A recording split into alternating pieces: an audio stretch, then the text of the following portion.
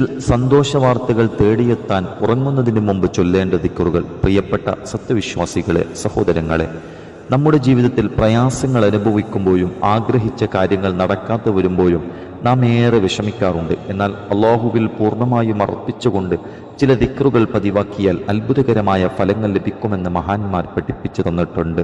അത്തരത്തിൽ ഉറങ്ങുന്നതിന് മുമ്പ് നാം നിർവഹിക്കേണ്ട മനോഹരമായ ഒരു അമലാണ് ഇന്ന് നിങ്ങളുമായി പങ്കുവെക്കുന്നത്.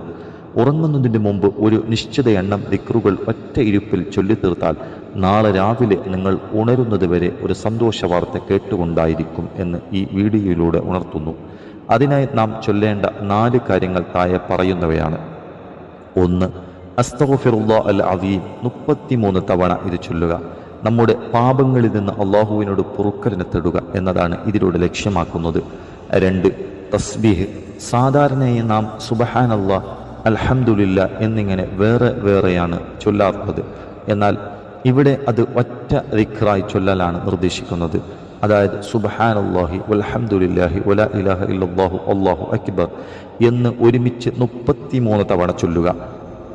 മാഷാ അല്ലാഹു ലാ ഖുവത ഇല്ലാ ബില്ലാ, പടച്ചവന്റെ സഹായമില്ലാതെ നമുക്ക് യാതൊരു കഴിവുമില്ലെന്ന വലിയ സത്യം പ്രഖ്യാപിക്കുന്ന ഈ ദിക്ർ 33 തവണ ആവർത്തിക്കുക. സ്വലാത്ത് അവസാനമായി മുത്തുനബിയുടെ മേലിൽ 33 തവണ സ്വലാത്ത് ചൊല്ലുക. അല്ലാഹുമ്മ സ്വല്ലി അലാ സയ്യിദിനാ മുഹമ്മദിൻ വഅലാ ആലി വസഹ്ബിഹി വസല്ലിം എന്ന സ്വലാത്ത് ചൊല്ലി ഈ അമൽ പൂർത്തിയാക്കാം. വിശ്വാസത്തോടെയും ആത്മാർത്ഥതയോടെയും ഈ ദിക്റുകൾ ചൊല്ലി ഉറങ്ങാൻ കിടക്കുന്നവർക്ക് അല്ലാഹു വലിയ സന്തോഷങ്ങൾ നൽകട്ടെ എന്ന് പ്രാർത്ഥിക്കുന്നു.